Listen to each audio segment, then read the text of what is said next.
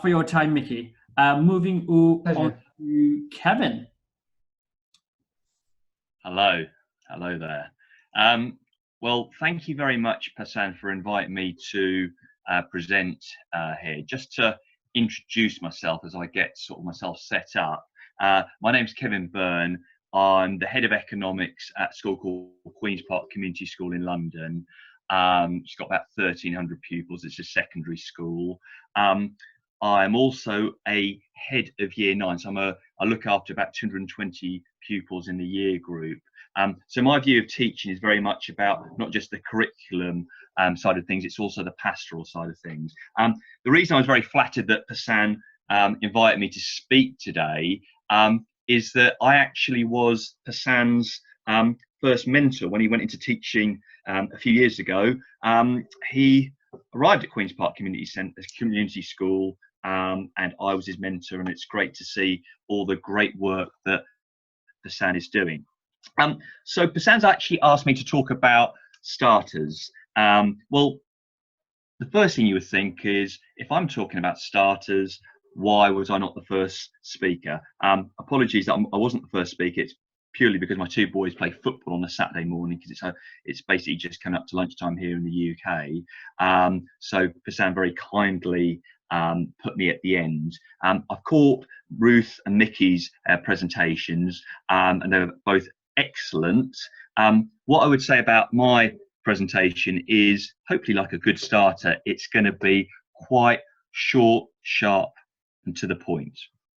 Okay, so what do we mean by a starter? Well, I'm going to give you what I believe is the structure of an ideal lesson. Now, that doesn't, whether it's a 30-minute lesson, a 45-minute lesson, an hour, 2-hour lesson, they all should follow, in my belief, the principle of this structure. So the first bit is the starter of the lesson, and that's what I'm going to talk to you in a bit more depth. Once you've got through that, you're then building on acquiring knowledge for the pupils, and then getting them to try and display some of that knowledge that you've hopefully tried to infer and teach them. And then you'd finish off the lesson with what we call a plenary. So a plenary is essentially, it's a recap of what has happened during the lesson. So all lessons should follow that fairly formulaic approach. And although I say it's formulaic, a lot of it depends on what subject you teach, what is your class size, what is your class ability, how long is the lesson. But I think, and there's something that I really instill in Passan right from the get-go, if you follow this sort of four-pronged approach, all of your lessons will have a structure, they'll have a purpose, and you can actually walk out of a lesson and think, okay, I think I tried to teach topic A, I think I was either very successful, fairly successful, or not so successful. And that means that when it comes to your next lesson with that same class, you can take on board that and remodel your new lesson based on what's happened. Okay, so I'm talking about starters, and why is a starter so important? Well, pupils, and it depends on the school that you're at, but sometimes, and certainly for the subjects I teach, they will usually walk into the class with me already be in the classroom. I appreciate for some colleagues that the pupils will already be sat down, and that you're walking into the classroom where they're already waiting for you. Either way, a starter is really, really important, because it's basically your hook. You are trying to capture the attention of your audience. Your audience are the pupils. So starter, it's similar to like when you read a book, or you're watching a TV show or a film, maybe on TV. If you pick up a book and you read the first chapter and the second chapter, and it's a bit dull, even though people have said to you, you've got to read this book, you know what you're going to do? You're going to put that book down. You're not going to read the chapter 3, 4, 5, and 6. Or if it's a TV show, and people are saying, you've got to watch this TV show. If you start watching the first 10, 15 minutes, and it's frankly a little bit boring, what do? You turn off the TV, or you change to a different channel. and so on and so on. So a starter is basically how you capture the pupil's attention. You've got to remember that with the pupils, you don't know what's actually going on in their lives. You might have 25, you might have 30 pupils in the class. Some of them, as they're coming to your lesson, they're hungry because it's sort of, they didn't have breakfast, or lunch is coming up soon. They're wondering what they're going to have for lunch. They might have just got told off by a teacher in a previous lesson. They might be in a really good mood and excited because they've had a really good lesson. So basically, what you want to do with a starter is basically recenter the pupils for your lesson. You know, they're there to learn for the next 45 minutes, a history or art or geography or science, whichever you're teaching. Another thing that I personally think, and it's probably because I'm a business and economics teacher and I'm quite competitive, I always think that with the starter, that you are in a way competing for the attention of the pupils compared, dare I say it, to other teachers. I like it, the fact that pupils will say, I'm really looking forward to Mr. Burns' economics lesson today, but oh, you know, I've got to do my science, or I've got to do my history or my geography lesson beforehand. So you're really trying to sort of make the pupils stand out, and that they're going to be fully engaged, because we know if pupils are fully engaged in a lesson, they're going to have their eyes open, their ears are going to be sort of listening in. They're not going to get distracted like Mickey was talking about, as Ruth was talking about at the end of her presentation. They're going to be listening and asking good questions and answering the questions that you set. So the good starter is actually setting the tone for the entire lesson. And that's why, you know, when Pasan asked me to speak about starters, I was delighted, because I think the starter is something that is often overlooked. Okay, so what do we mean, or what are examples of a starter? So I've talked about how starters are important. What am I actually meaning as examples of a starter? Well, starters are quite simplistic. Please, please, please don't think of a starter as something that's got to be very complex or very intricate, because it doesn't. A starter could be something just very simple, but to engage the pupil. That's the key thing. It's about engagement. It's about attracting the attention of pupils. So I've just got 4 main examples of different types of starters. And again, you can gear them to whatever subject you're teaching, whatever year group on age you're teaching. So the first one I've talked about is questions as a recap of the previous lesson. So it could be that you've taught, I don't know, a certain topic in the previous lesson. And what you're wanting in today's lesson is to be building up on that prior knowledge. So what you might do is either on a bit of paper that you hand out to the pupils, or putting the questions on the board. Again, a lot of it depends on the resources. You would actually have a couple of questions, and you're trying to the pupils to sort of answer those questions, and they're getting back in the zone about what they were learning in the previous lesson. Again, a little bit like a lot of TV shows where they do that recap at the beginning of the next episode, so that you're back in the zone. So you're not thinking, oh, did that happen or that happen? You see the recap, and straight away, okay, I've learned that. Now I'm ready for building up and cementing my knowledge and going that bit further. So questions as a recap of the previous lesson are very good if you're doing a topic which builds on from the previous lesson or previous series of lessons. So that's the first type. The next one I said is an image. So an image could be of a person.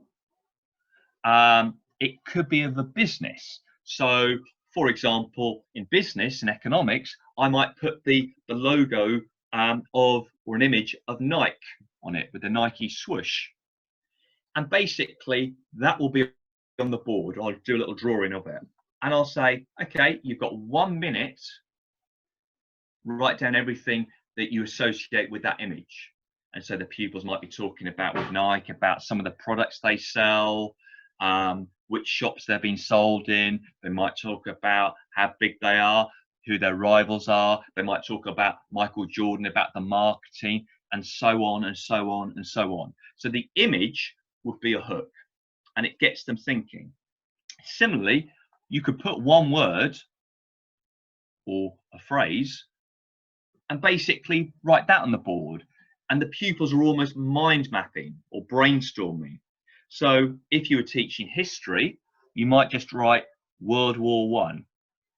Bang, you've got a minute, write down anything that you know about World War One. So this can give you an opportunity and a chance to be testing what prior knowledge the pupils have got, either for a new topic and seeing how much they know about a topic before you've even come to it, or building on, again, we talked about previous lessons and bringing it, recapping what's been done on previous lessons, and then you're feeding back.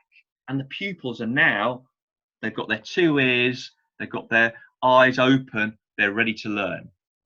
The last one is a statement. Now, I think Passan witnessed me doing this and he was shocked when I did it, but he came in to observe one of my lessons in his early days, and I set the pupils down. They all milled in. It was an economics class, so they were in, I think, year 12. So there's only about 19 pupils, and they all sat down, and they're a lovely class.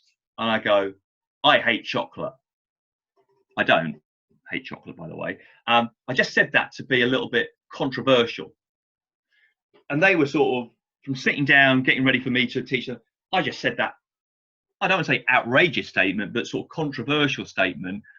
And straight away, it prompted, well, what do you mean, sir? That's ridiculous. And so on and so on. And straight away, from being sat down and coming from wherever they were coming from, I think they'd previously been on break before that lesson, I'd engendered a conversation.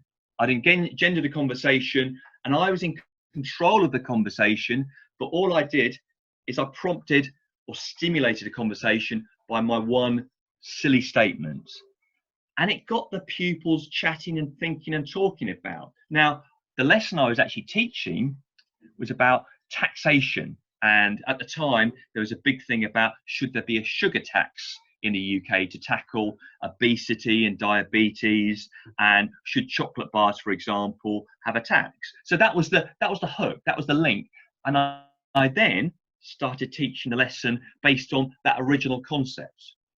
Now, when I'm talking about starters, and I think it's something really, really, really important to clarify, is that they stimulate conversations.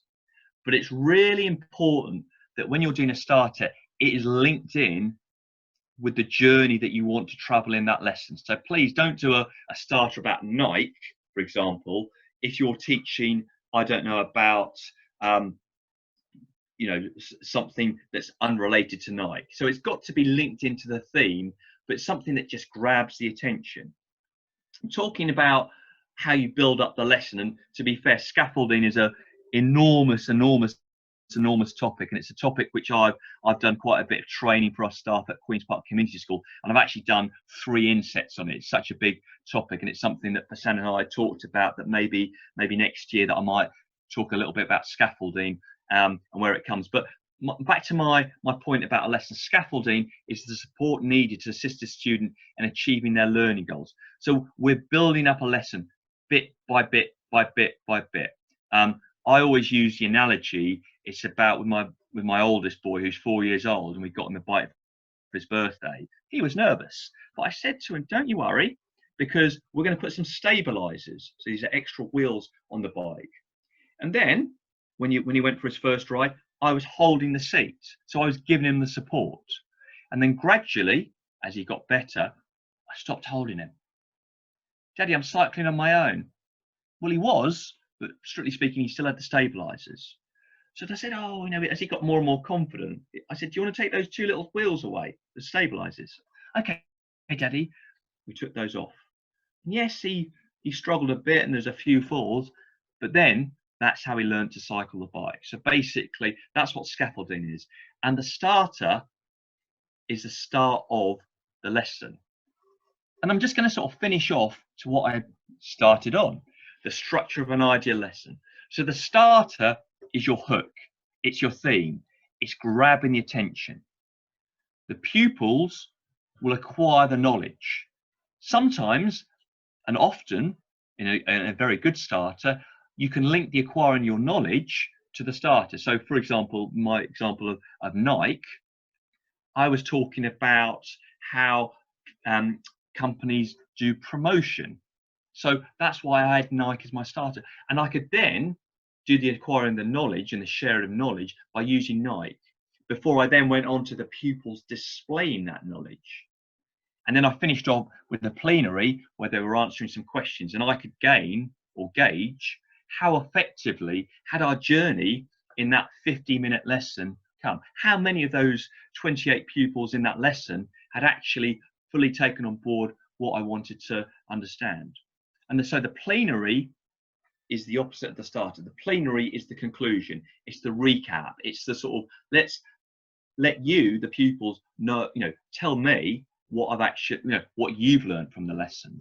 And that's why a plenary can also link in as a start of the next lesson. So you could have a series of questions at the end of the lesson to see how much understanding the pupils have got during that lesson. And then you might want the next lesson, which might be 1-2 days later, or possibly a week later, or if there's been a holidays in between, it could be a month later, that your start of the next lesson, which is building upon the previous lesson, might be some of those same type of questions at the beginning, because you're going to be building up the lesson from there. So hopefully I've gone very briefly through starters to give you an idea about how I think that a lesson shouldn't just be pupils sitting down, okay, now we're going to start learning. It's an unconscious way that the pupils will engage without them not actually realizing. Prasanna, I'll hand back over to you now. Super, thank you, Kevin. There's one quick question. I'm not sure who it's asked, but I'll read it out anyway. What are Kevin's thoughts on using starters to recap previous topics taught, even though it might not be related? There's also I think that's very, very important. There's again a lot of buzzwords in education at the moment. One of them, which is called metacognition, which is where pupils are accessing prior knowledge. And as I said just in the last slide, how that the plenary or the recap of that lesson could also form the starter of the next lesson, especially depending on what you're teaching. But in a number of topics, you might be teaching a subject matter that you're going to have to teach in a series of 5 or 6 lessons, where one lesson is building upon the other. So therefore, a starter is a very good way of re-engaging the pupils into what was hopefully learned at the previous lesson.